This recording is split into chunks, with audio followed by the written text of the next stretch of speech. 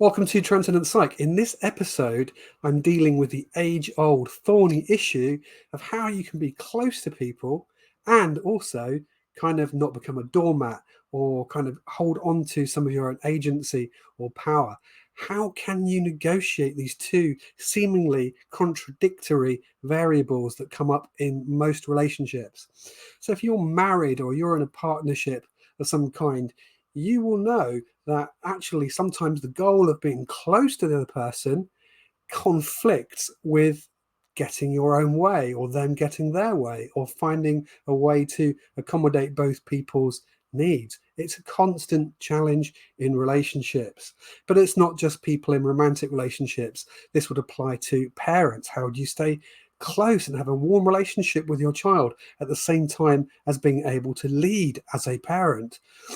How do you manage the workplace? How do you be in a position, say, where you've got a leadership role, but you still also want to have a certain good quality and closeness of rapport with the people you're working with, etc.? These things are not always possible, or there's kind of little dances and balances that need to happen along the way. And in this episode, we're beginning to explore Leary's interpersonal circumplex, as it's called, which I think is a great and really interesting tool for exploring this constant dance between love and power. Today I'm going to introduce you to the circumplex and why I think it's important, and I'm also going to look at, if I can get this right on here, this top quadrant here, which I'll come back to in a moment in particular. So if you're in any kind of relationship, a working relationship, a parent-child relationship, you're in a romantic relationship, you will know that actually, unless two people are completely aligned in their will, there's always going to be some divergence. So one person's going to be wanting to go a little bit more this way, and the other person a little bit more that way. Or who gets to win? And if you're going in different directions, can you still stay close? Very often that can be a challenge. With skill, I want to say sometimes, and I'm going to underline sometimes there, sometimes you can retain both what I'm going to call your sense of agency. That is this line I'm going to talk about here a bit more, going up in the circumplex. Your agency, your ability to exert your will and your choices, what you want to do, right? And also be able to be close to other people. But it's not always possible, and actually it's not always desirable, because sometimes you want to be able to yield to other people, etc. Any good relationship has got a kind of dance that moves up and down what this axis here. How can I do it so you can see it? Yeah, the axis that goes between dominant and submissive, which I'll explain in a moment.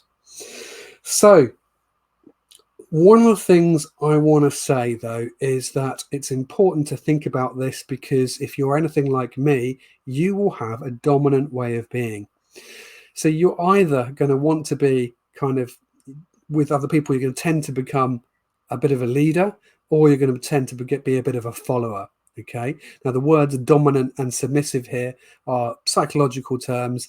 I don't mean by that I'm not encouraging people to be domineering, but it's just, it's about whether we're more in that leader role, where we're kind of dominating the agenda to some extent. I mean, that's dominating with a small d, or whether we're in a more submissive role and we're kind of giving in to others and taking a lead. So you will have, if you're anything like me, a default mode that you tend to go to. All right. Some people, we all move up and down that continuum, and it depends on the person we're with very much often. What we'll do, you might have a very different overall style with your close partner than you do, say, with a boss. Okay.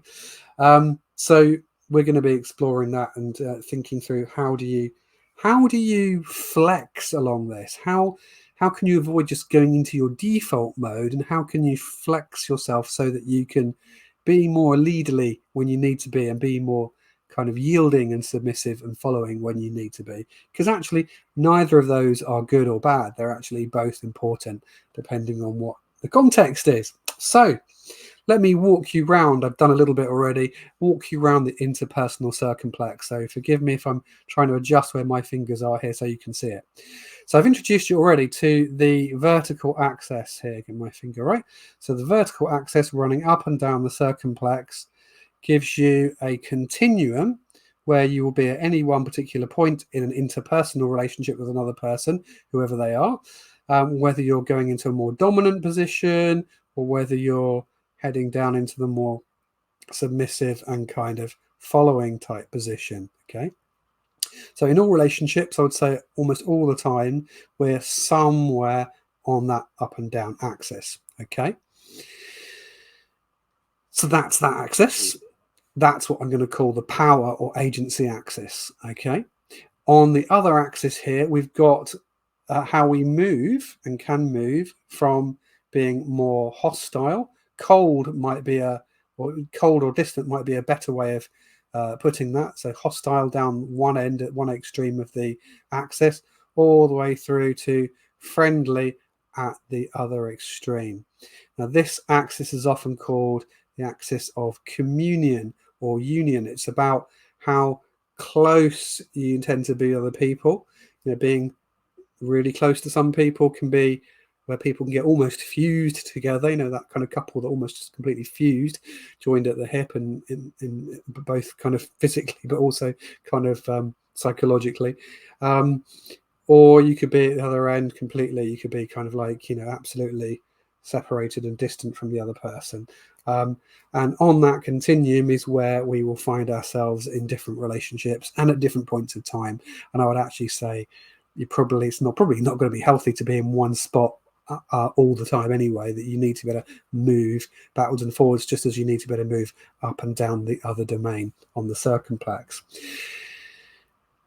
This end here we can call friendly, but we might also want to call it warm. Okay, so this is being very warm in the way you relate, and the other end is being cold or distant. Okay, now you can see then that gives us 4 quadrants. So you've got this quadrant up here I'm going to talk about later, the dominant and friendly quadrant.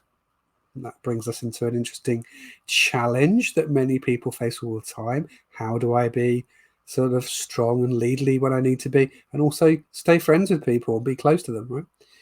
Down here, we're still on the friendly side of the circumplex. We've got being friendly but more submissive, okay? This is about yielding to others, right? But if I'm here on the circumplex and my end of my fingers pointing, I am being less submissive than I would be if I'm down here, okay? Now, Timothy Leary, who first came up with the interpersonal circumplex, said actually when we're out towards, how can I do this, more towards the extremes of the circumplex, that's generally a more unhealthy way to be. What we generally want to be able to do is to be nearer the central area of the circumplex and able to flex and move around within that. But when we start moving off towards the edges, we're becoming too domineering, too submissive, perhaps overly fused. Sorry, overly, other end.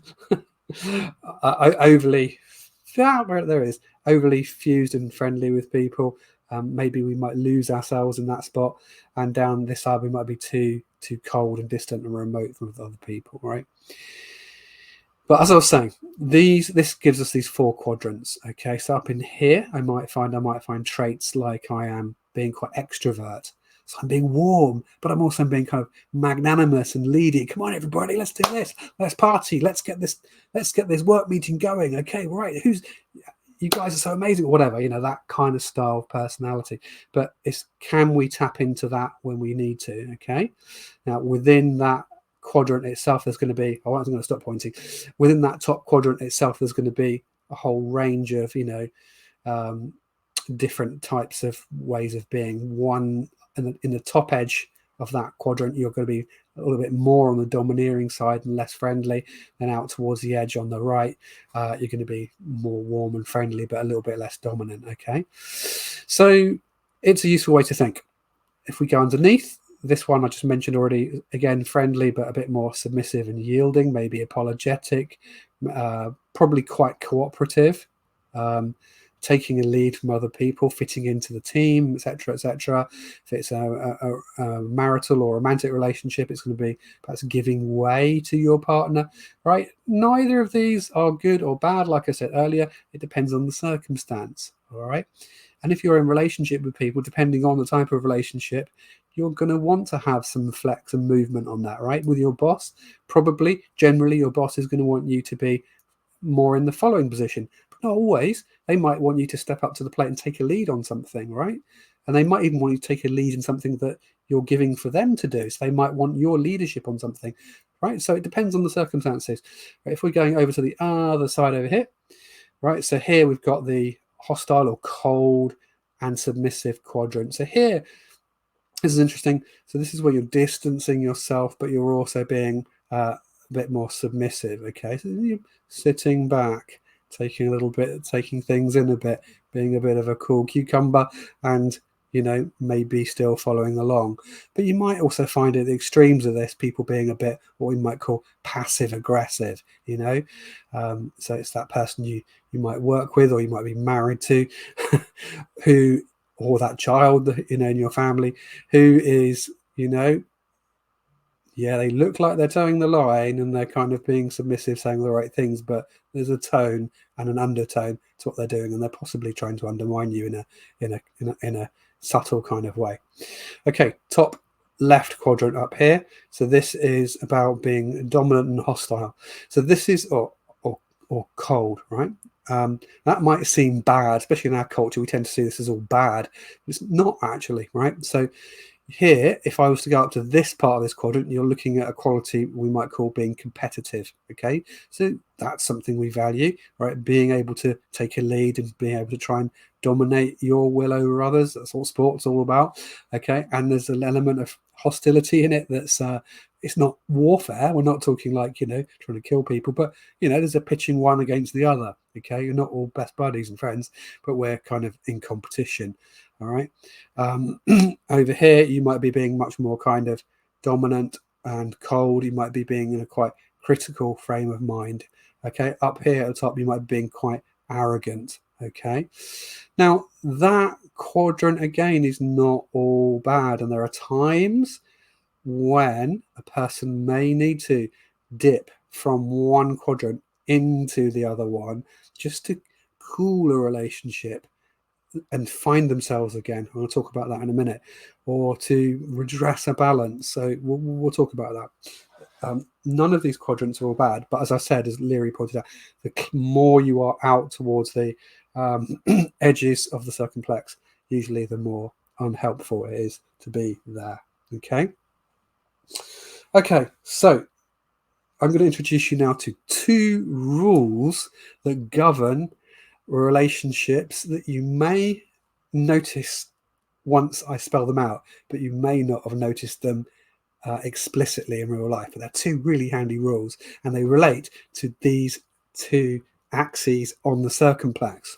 Right. Rule number 1. This is like a law of physics. Okay.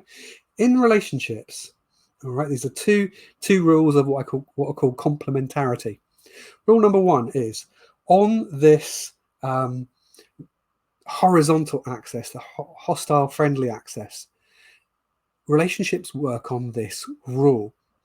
If you are warm and friendly to others, you are likely, not always, but you are likely to draw out a warm and friendly response from them, and the same from them to you. All right. If equally you are cold or hostile or distant to others, you are likely to draw out from them a hostile and cold counter reaction. So you will have seen this in your work, family, romantic relationships, okay? But it's a really useful rule. We'll consider it a little bit more in a second. Actually, we'll consider it now, and then I'll come on to the second rule, which is around the vertical axis. So let's consider this horizontal axis first of all. So if that rule is true, which I think it broadly is, what follows from that is that if you want to get a bit closer to people and have closer, warmer relationships, you need to show some warmth to them. How do you do that? It's largely in body language. Okay, it's the tone of voice. Hi there, how are you? How are you doing today? A bit of enthusiasm. Okay, so I'm going into that. Notice here I'm going into that sort of dominant, friendly style. Okay, I'm kind of interested. I'm taking a lead in the conversation. I'm showing warmth. I'm smiling. I can smile with my eyes. That conveys a massive percentage. I can't remember what it is, like something like 89% of the language we communicate to others is with our bodies, not with our words. Okay, so it's communicating those smiles, those tones of voice, open body language. Hey, how are you guys? Right? It's kind of, I don't know why I went to American accent there.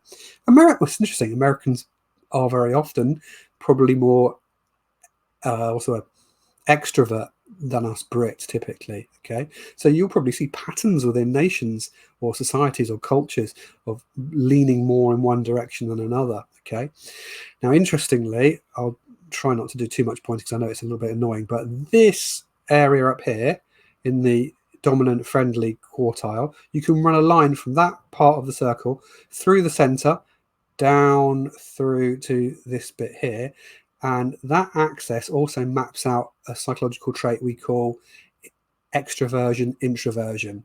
So your extroverts are the people that are more dominant and friendly to this side, and then coming down this side you've got people that are more submissive. Introverts tend to be more following, more submissive, and more likely to be a little bit cooler, if not hostile, cooler in their way of their manner of being. Okay, so if you want to get that warmth for the people, show that warmth, use your body language.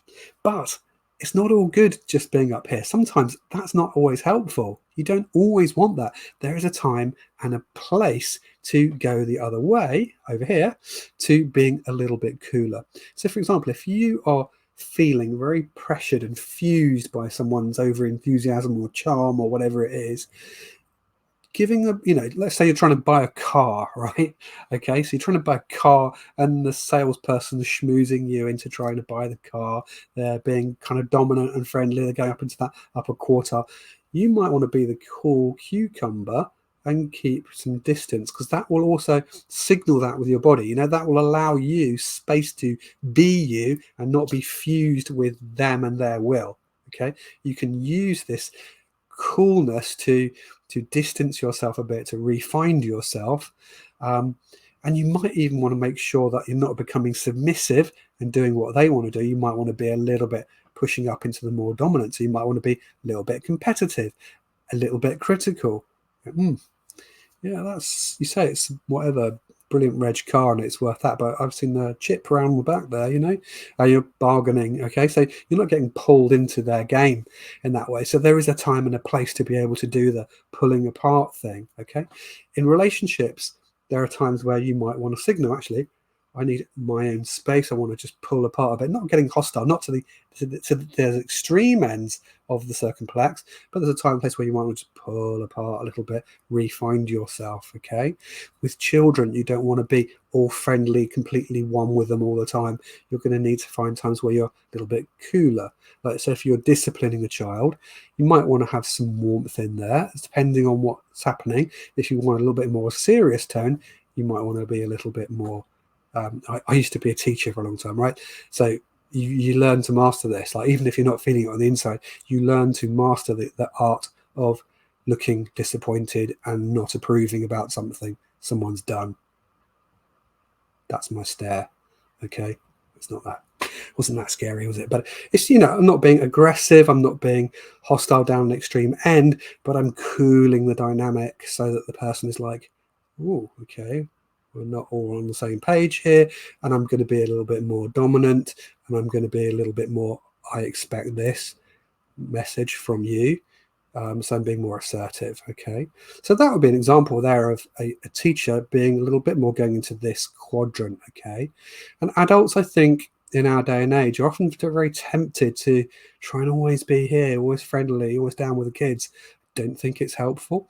The research, for example, if you're a parent or a teacher, let's say, the research on the most effective forms of parenting are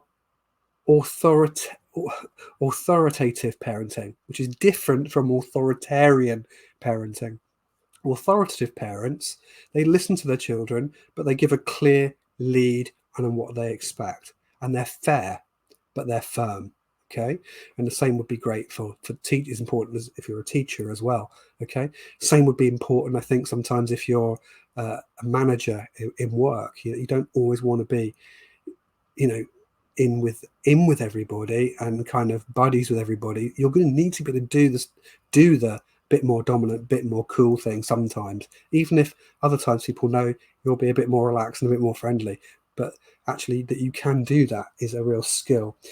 And really importantly, in case you're doubting me on this in terms of parenting, the children that are the most secure in their attachment style and form good relationships, children have much better kind of outcomes in terms of their well-being and their sense of security are children with parents with an authoritative parenting style. That means the parents are not being permissive, overly friendly, overly let them do what they want, or authoritarian, hostile, constantly critical, kind of not nice to them. They're authoritative. Okay, they're able to exert what they want them to do. They can cool it when they need to be, but they can also move across here and be friendly as well. They probably move in this space here where my middle finger is pointing. That didn't say middle finger as a particular, that wasn't meant to mean anything, by the way, in case you're wondering. Okay, so there we go. How that might apply just in terms of the horizontal axis. Okay. Now, the second rule, and I'll finish by just talking about the second rule and just exploring that a little bit more. So the second rule of complementarity. So rule 1 in relationships was that if you are warmer, people will be warmer to you. And if you're cooler, they will be cooler back to you. We see people doing that all the time. People reciprocate how you treat them in that regard all the time. Okay. Try it. Have some experiments. Try it out. Okay.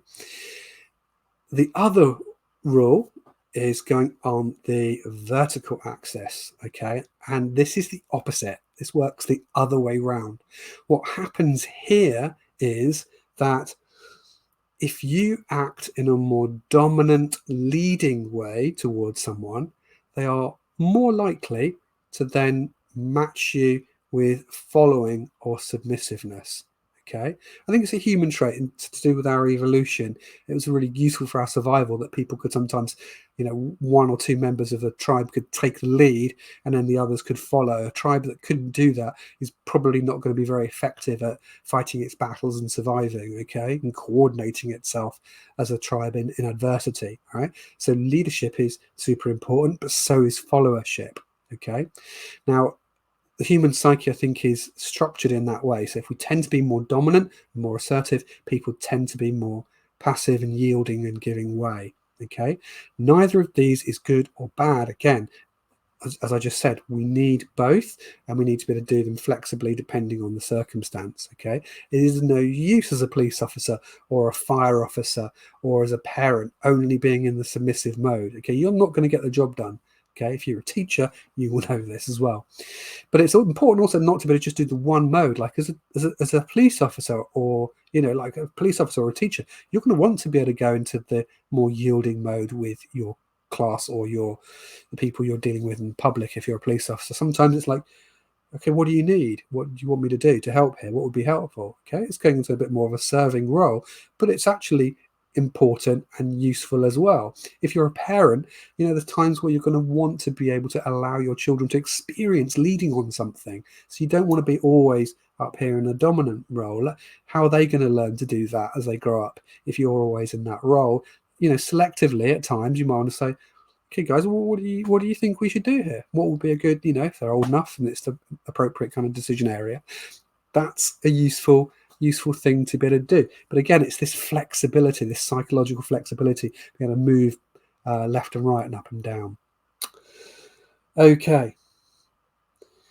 Again, I think this is super important to realize this rule, okay, because you and I will have a tendency overall to go into one mode or the other, to be a bit more submissive or a bit more dominant, okay?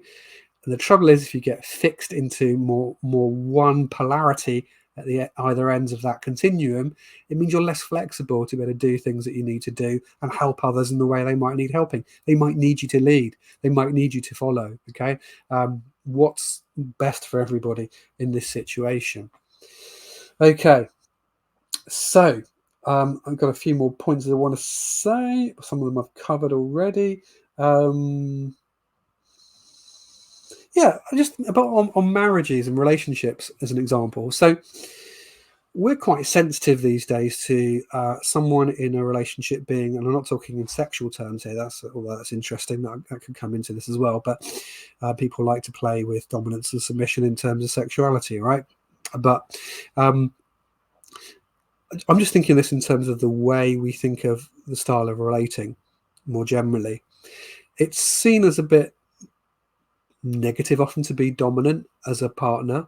And I think if we're going to the extreme ends of that circumplex, as Leary talked about, it's generally getting in some more unhealthy places, and the same at the bottom end as well. But within that middle range of moving up and down, I would suggest there are times and places when each partner might want to be either a little bit more dominant and leading, and the other one might want to be a bit more submissive and yielding. It's really difficult to have a long-term relationship that lasts, and this might explain some of our poor stats for relationship duration in the West, perhaps, let's say. But, it's really difficult if you can't give and take. And you're constantly locked into power struggles in a relationship. Right? You need to know when to be able to yield to what the other person wants, if it's safe to do so, and it's generally not doing you any, or both of you any harm, but it's just like allowing things to operate, allowing life and decisions to be made. All right. But you also might want to be able to go into the other position as well. Like, it can be really tiring for one partner to be constantly the one having to lead. And this is something you might, if you're a counselor or a therapist, you might hear quite a lot of women that are fed up with men being a bit too passive and not stepping up, right? So there is a place, and it's a bit politically awkward sometimes for men to thinking of being leading and taking a lead, but there is a place for it. And I think many men actually can be quite passive. Okay, and this dominance is not about pushing your will over the other person. It's actually about taking a lead and going, let's do this, let's try this, let's do that. Okay, I have to confess, I'm guilty of that sometimes myself. I'm probably a bit more of a phlegmatic, more passive, more reflective person. And I know at times I need to be able to just push myself a bit to step up and take a lead and say, okay, what about this? This could be a good idea. Let's do this. What do you think? Okay, I'm including the other person in it. So it's still a relationship. We're not talking about being authoritarian over your partner here, but people can get fed up of having to always take the lead. Dance with this. Let each other take turns at this. It's very difficult always, but it can be very difficult to have two leaders at all times in a relationship, right? It's got to be someone kind of suggesting an idea, and the other person going, yeah, okay, following along, right? It's got to be give and take. But if you're stuck in one mode or the other as a person, your partner will probably appreciate you trying the other one out. Maybe not. It might cause some conflict, but maybe that might be some creative conflict. Maybe you're too often too passive or too submissive, and you might want to step that up a bit, and it would be good for your partner to learn to yield and do that. The more flexible you are in it, the more flexible they're going to have to be. Okay, if you're struggling with that and it's a real locking horns thing in your relationship, or you're both submissive and passive, like both of you being dominant and both of you being overly submissive can be equally difficult, right? If you're both equally submissive, it's like the two people, the joke, going through the door. No, after you. No, after you. No, after you. No, after you. Nothing ever gets done, all right? If you're too dominant, it can be kind of loggerheads all the time, all right? So how do you dance this? And maybe, you just might want to seek some counselling, marriage or relationship counselling, to get some help with that, to explore your patterns that you will have learned probably growing up as you were parenting. What was the parenting style your parents showed you, for example, all right? But you might want to have an explicit conversation about this. Show this video to your partner and say, how do we do on this? You know, I notice I tend to be the more leading one all the time, or I tend to be the more submissive one all the time. What's that like for you? We'll listen to each other, you know? It could be really interesting. It could be really, really interesting.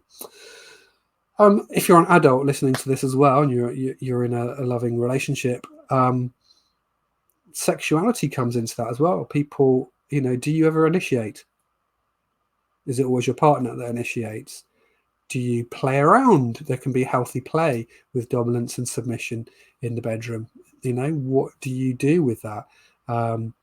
It should always be safe, needless to say, and should always be consensual. Okay, but people play around with roles in those kind of things. Hey, you're adults if you're watching this.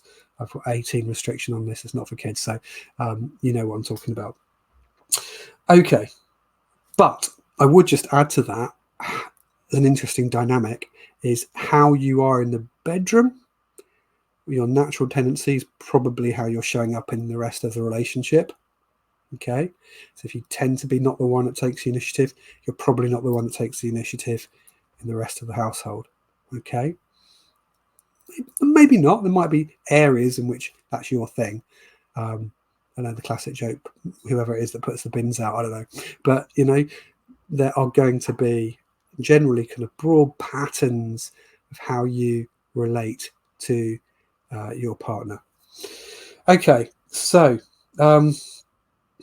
the big challenge for people is this top quadrant here, and that I'm going to come on to the other quadrant, excuse me, in other episodes, but I'm going to talk about this top quadrant just as I finish today.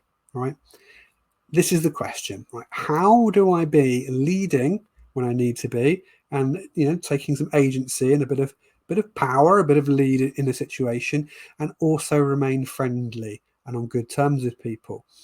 You know, if you're a manager at work, or you're having to lead on something, or it's with a group of friends trying to organize a holiday or whatever it is, right? How do I take a lead but also stay close?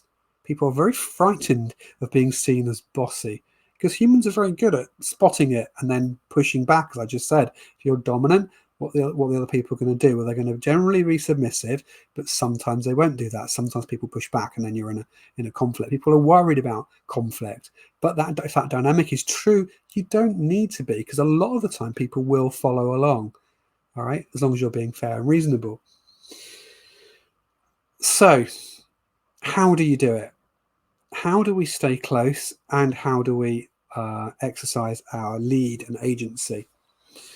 First thing I want to say is you can't always, right? There's sometimes, like having been a teacher for a long time, or, you know, having been a manager at points in my career as well, you know, there are times where you cannot simply just be really close to people and be the one calling the shots and asking them to do something. All right. And as a parent, you can't always do that. All right. These are all different relationships. So they've all got different qualities. So being a boss is very different to being a parent, because you're going to need to be able to do the friendly, warm, nurturing stuff. All right. But you're also going to need to do the leading stuff. All right. And but then again, you know, as a boss, you're going to need to be at times where you're approachable and friendly, and people know they can talk to you. You don't want to be hostile and distant and cold. You know, not as a general pattern. But how do you do this thing? How do you do this bit here? I would suggest it's about expressing your wishes using I statements. You know, I'd like us to do this. I'd like us to try it this way. Let's do this. Okay. You can involve other people in it, but you can take a lead. Don't be afraid of taking a lead. Okay. Don't wait around and be passive all the time and wait for other people always to come up with the ideas, to validate things, to explain how to do things. Take some lead and initiative. Okay. But do so with that warm body language that I talked about. Now, within that quadrant there, you can vary how much warmth you show along that axis, but, you know, smile. So, guys, I really need you to get these things done by next week. Okay. Sorry to be on your back, but it needs to be done. All right. You might want to experiment with taking the sorry out there, playing around with different words. You might want to rehearse sentences for a while as you're practicing being in this mode. Okay. But if it doesn't, some people it comes naturally to them. Some people are extroverts and they kind of easily go into that leading friendly kind of mode. A lot of the population are not extroverts, so it won't come naturally to them, but they might be in positions. They're going to be parents. They're going to be, they're going to have roles at work or what have you. They're going to need to step into that role. So there's times you're going to need a bit of flex outside of your more natural personality disposition to be able to show some warmth in your body language and unapologetically to give a lead. Well, that's the top quadrant. I'm going to leave it there for today. What do you think? What's your experience of this? Are you someone who's got experience of being kind of, this comes naturally to you and you do this stuff really easily, or are you someone actually, this is kind of against a lot of your general personality direction, you're more introverted, but you kind of end up having to do this in your family life and parenting or in work and whatnot. Sometimes in your relationship, be a bit more of a lead, a bit more assertive. Okay, so I'd love to know what you think. I'd love for you to put any questions in the chat as well. So do comment in the chat. And if this has been at all helpful to you, as ever, always, it's really helpful if you put a like in there, because it really just helps this channel to grow on the algorithm. And do subscribe if you've not already done so. I will see you next time when we be exploring the next quadrant in the interpersonal circumplex. So go out there and love with strength. Thanks for listening.